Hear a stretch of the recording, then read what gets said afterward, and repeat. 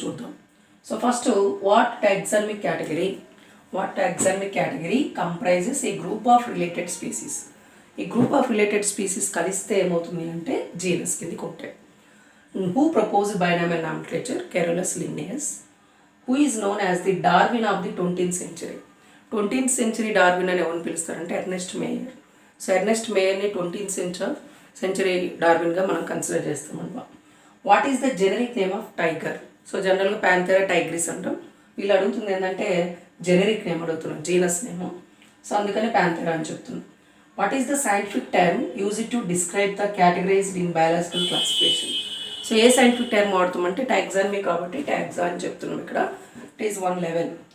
What is the highest category of taxonomy hierarchy?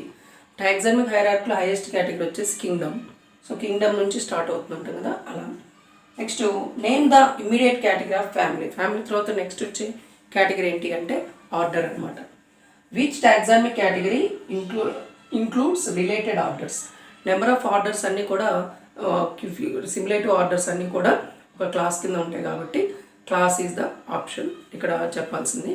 So students మనకి ఇక్కడ 1 word questions biology text బుక్లో మనకి ఈ పర్టికులర్ 8 questions అనేటువంటివి ఉంటాయి. జాగ్రత్త